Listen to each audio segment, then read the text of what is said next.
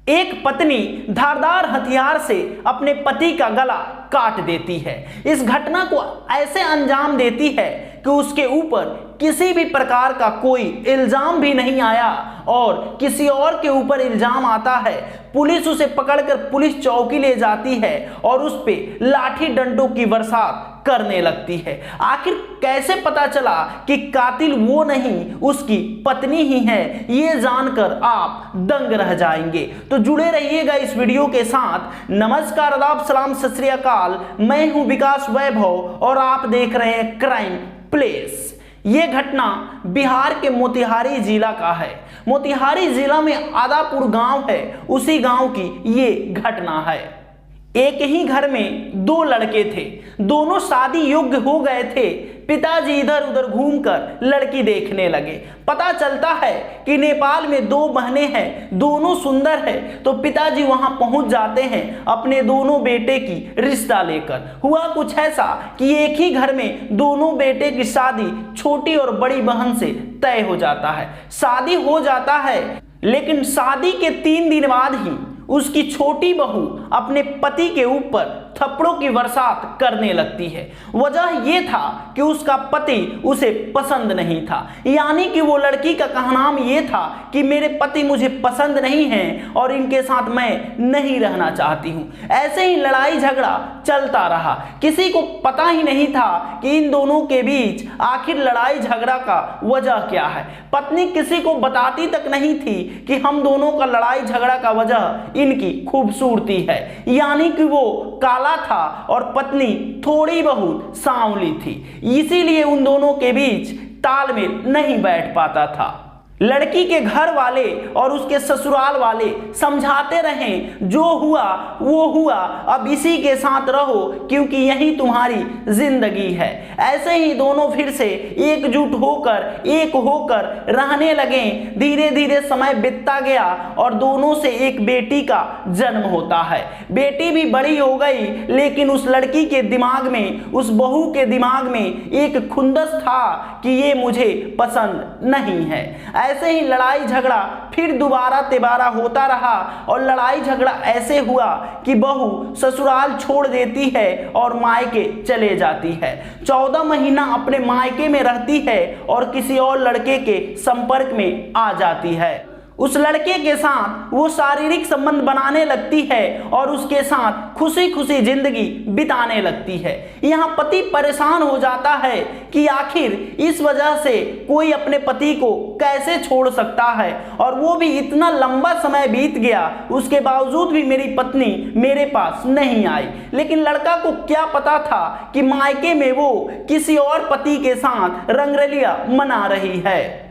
ससुराल वाले और मायके वाले के बीच एक पंचायत बैठाया जाता है और पंचायत का निर्णय यही होता है कि वो लड़की अपने ससुराल में जाकर रहे अपने पति के साथ। लड़की पंचायत की बात मान लेती है, लेकिन उसके दिल में जो चल रहा था उसे भला कौन मिटा सकता है। वो अपने ससुराल आ जाती है, 2-3 दिन तक बड़े ही अच्छे से सबका ख्याल रखती है, लेकिन जब 4-5 दिन बीतता है तो अपने पति से लड़ाई झगड़ा फिर से चालू कर देती है।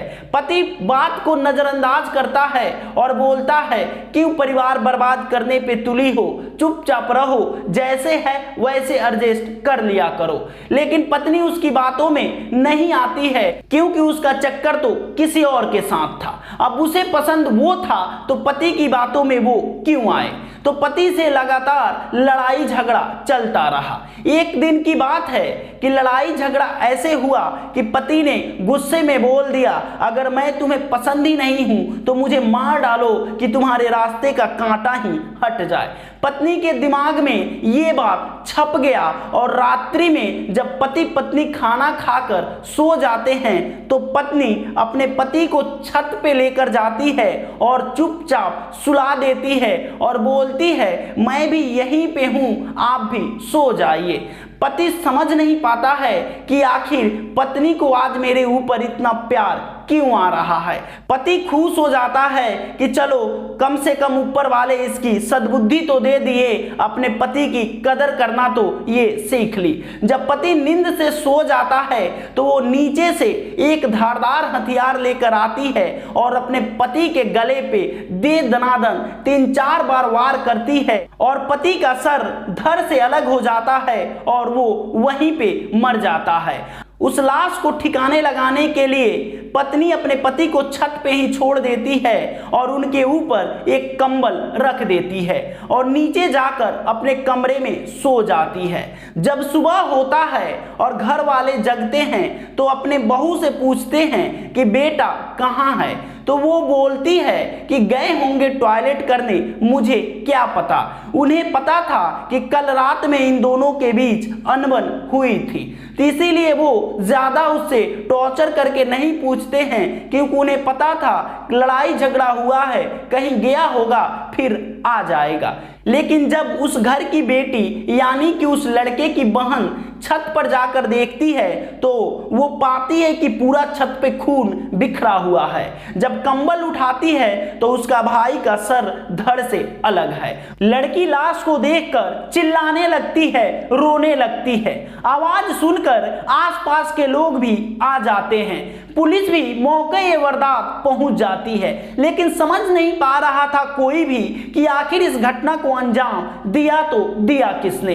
बहू यानी कि जो अपने पति की हत्या की थी वो ऐसे रोने लगती है, ऐसे नाटक करने लगती है कि किसी को उसके तरफ शक ही नहीं होता है और जोर जोर से चिल्लाने लगती है कि मेरे पति को मेरे ससुर ने ही मार डाला। जब पुलिस पूछने लगती है तो बताती है कि मेरे ससुर मेरे साथ कई सालों से शारीरिक संबंध बना रहे हैं, जब मैंने मना कर दिया तो ये गुस्से में आकर मेरे पति को जान से मार दिए।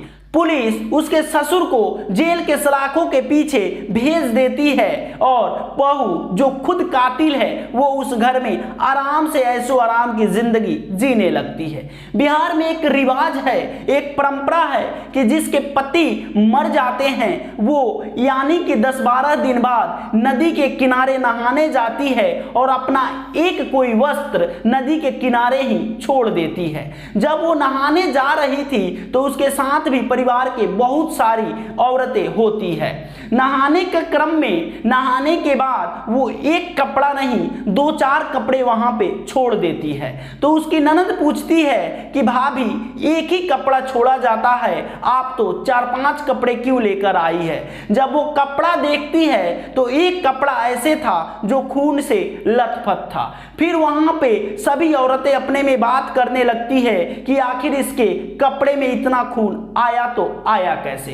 कपड़े लेकर वो घर पहुंच जाते हैं और पुलिस को बुला लेते हैं। पुलिस जोर जबरदस्ती करके उस औरत से पूछताछ करने लगती है तो पता चलता है कि कातिल ससुर नहीं, कातिल पति की पत्नी ही है, जो अपनी ऐशो आराम यानी कि अपनी यार दोस्त के साथ शारीरिक संबंध बनाने के चक्कर में अपने पति को मौत की नींद सुला दी। फिलहाल इस मामले की जांच मोतिहारी पुलिस कर रही है। कभी कभी वो औरत बोलती है कि मैंने अपने पति को अपने ही हाथों से जान से मार दी, मैंने ही मारी हूं। तो कभी कभी बोलती है कि आखिर कोई अपने पति को कैसे मार सकता है। समझ नहीं आता है कि वो औरत पागल हो गई है या वही कातिल है। फिलहाल इस मामले की जांच हो रही है। यही थी आज की कहानी। तो जाते जाते इस चैनल को सब्सक्राइब कर दीजिए। जय हिंद।